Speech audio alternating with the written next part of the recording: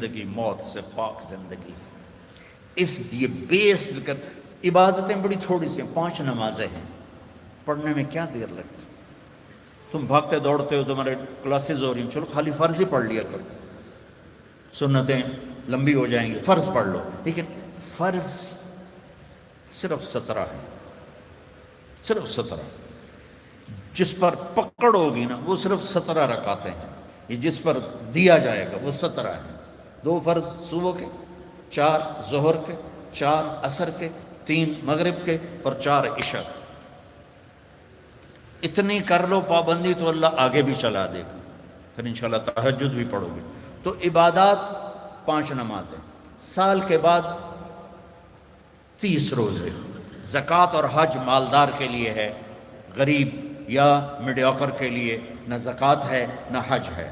تو کیا ملا؟ 2 چیزیں عبادت۔ ایمان تو ایک اندر کی کیفیت ہے، اس کے لیے تو کوئی کھائی نہیں کھودنی پڑتی۔ 2 چیزیں ہیں عبادت میں، ایک نماز اور ایک روزہ۔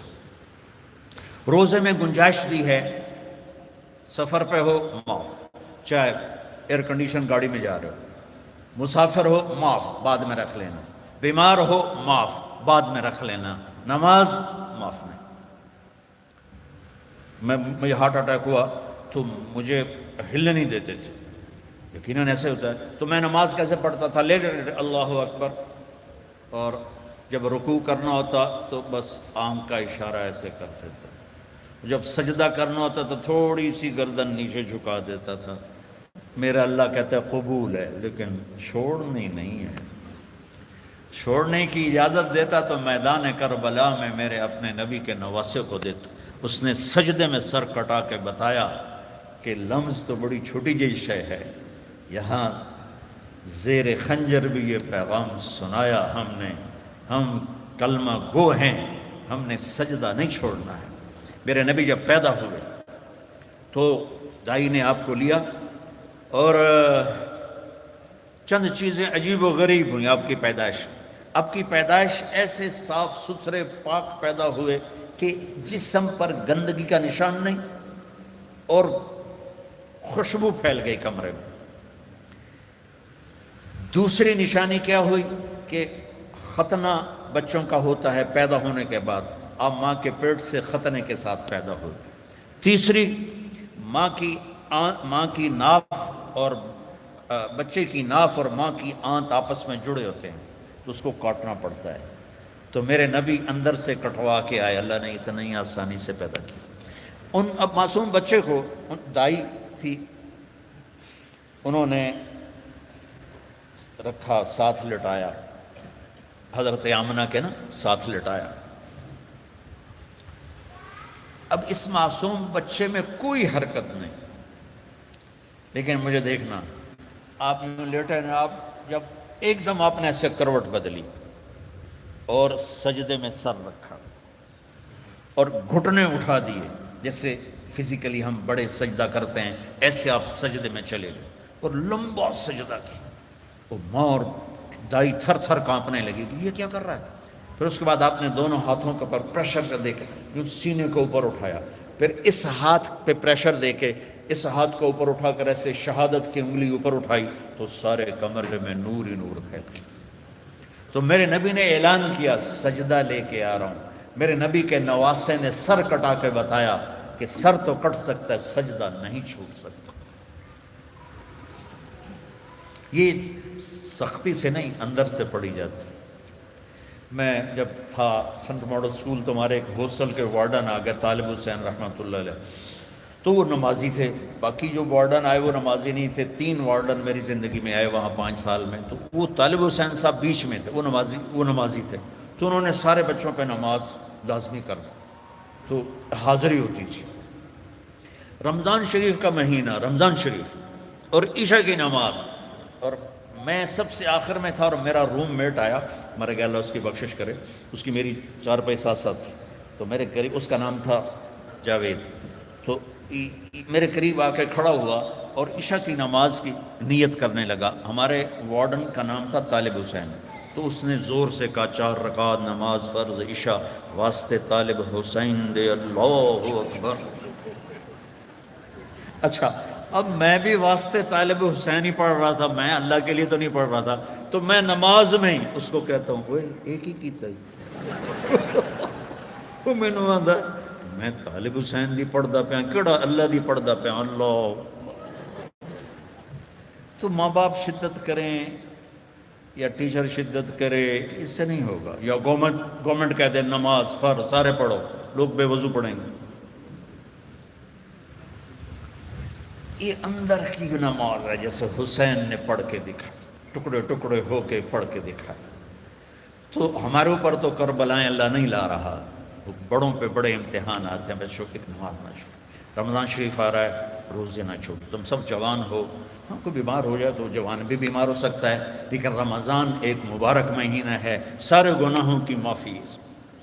رمضان کا مطلب پتہ کیا ہے؟ جل جانا، جل جانا۔ رمضان کا مطلب ہے جل جانا۔ تو یہ جل جانے کا روزے سے کیا تعلق ہے؟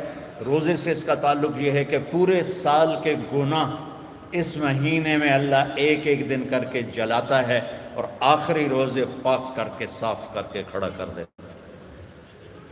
تو نماز پڑھو، روزہ رکھو، تراویح پڑھو اگر اپنی جگہ پر ہو، 8 پڑھ لو 20 پڑھ لو، لیکن تراویح کا سجدہ ضرور دو کہ تراویح کے ہر سجدے پر 1500 نیکی لکھی جاتی، ہر سجدے پر 1500 نیکی لکھی جاتی۔ تمہارے باہر کتنا پہرا ہے؟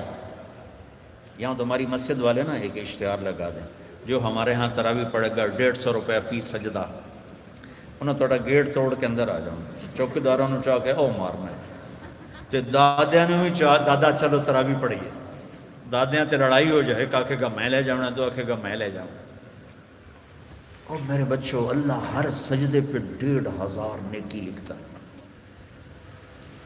اور شام کو جب آپ روزہ افطار کرتے ہیں اس دن سارے گناہ معاف ہو جاتے ہیں، اور آخری رات سارے سال کے گناہ معاف ہو جاتے ہیں۔ رمضان میں موت آ جائے حساب نہیں ہوتا، جمعے کی رات کو موت آ جائے حساب نہیں ہوتا، جمعے کے دن شام تک موت آ جائے حساب نہیں ہوتا۔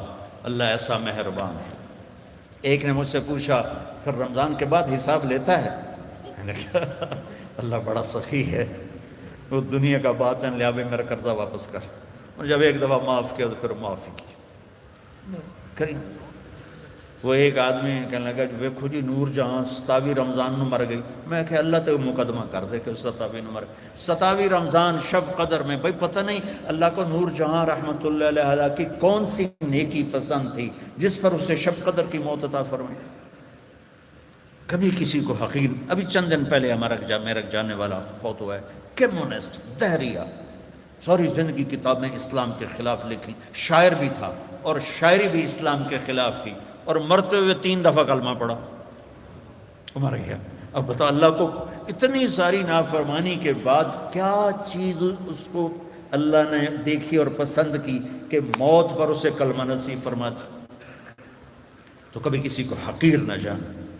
اور دوسرا رخ ہے نبی کی زندگی کا، وہ میں پہلے سے لے کے آ رہا ہوں، اچھے اخلاق۔ اپنے گھروں کو خوبصورت بناؤ۔ کتنا شوق ہوتا ہے بچیوں جب شادی ہوتی ہے کہ میرے گھر کی ڈیکوریشن ہو، ایسا کچن ہو، ایسا ڈائننگ ہو، ایسا بیڈ روم ہو، ایسا ڈرائنگ روم ہو۔ تو اپنے گھروں کو اگر سجانا ہے تو بچوں اچھے اخلاق سے سجو۔ دیکھو بیٹی کو رخصت کرنا آسان نہیں ہوتا ہے، ہم نے 2 بیٹیاں رخصت کی ہیں، آج تم کسی کی بیٹی کو گھر لے کے جا رہے ہو، قربانیاں یہ دیتی ہیں، تم تو اس کو گھر سے نکال کے لے جا رہے ہو۔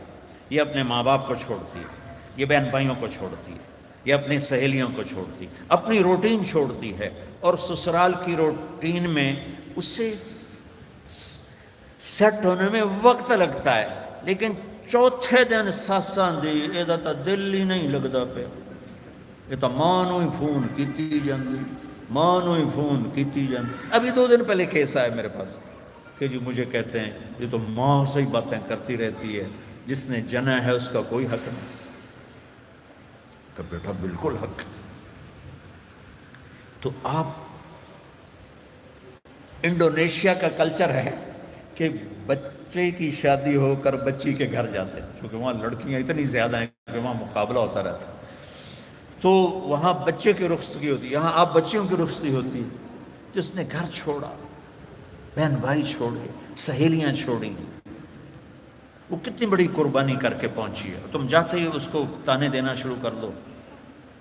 تو اچھا اس پہ قابو رکھو اگر گھر آباد کرنا ہے. چونکہ ہمارا وہ کیا اس کہتے ہیں کمبائن ہے، وہ فیملی جو ایک سسٹم ہے، تو اس میں مصیبت پہلے یہ بہت اچھا تھا کہ سب مل کے زندگی گزارتے تھے پیار سے.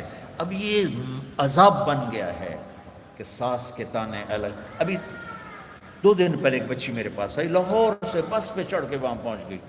کہا جی دیکھیں یہ میری 6 ماہ کی بچی ہے، اور میرا خامند کہتا ہے تو نے میری بہنوں کی بھی خدمت کرنی ہے، میری ماں کی بھی کرنی ہے، میرے باپ کی بھی کرنی ہے، میرے بھائیوں کی بھی کرنی ہے.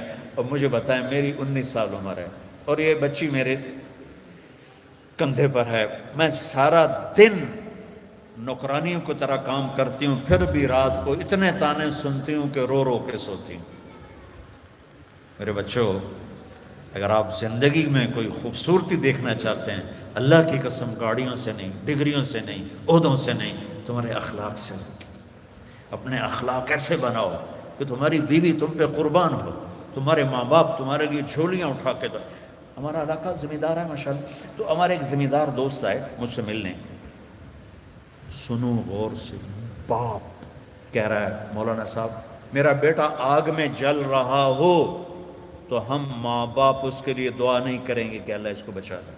اس نے ہمیں اتنا جلایا ہے، اتنا جلایا ہے کہ ہم کہتے ہیں ٹھیک ہے سڑ جا.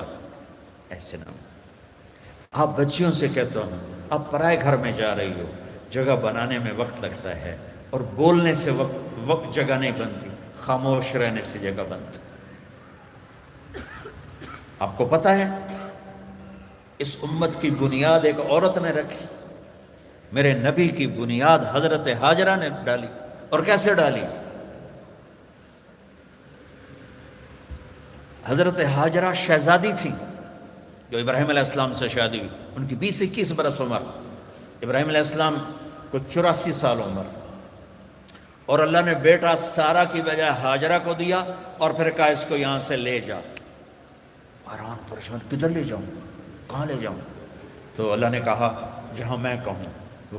تو ابراہیم کہنے لگے مجھے کیا پتا کہاں جانا ہے؟ کہ جبریل آ رہا ہے. جبریل انسانی شکل میں اونٹنی پہ سوار ہو کر آئے، پیچھے ابراہیم اور ہاجرہ، اور مکے کے کالے سیاہ پہاڑوں میں جب پہنچے جہاں اس اپنی بیوی کو چھوڑ دیں اور چلے. ابراہیم علیہ السلام آگ میں گر رہے تھے تو کچھ نہیں بولے، کہ حسبنا اللہ و نعم الوکیل.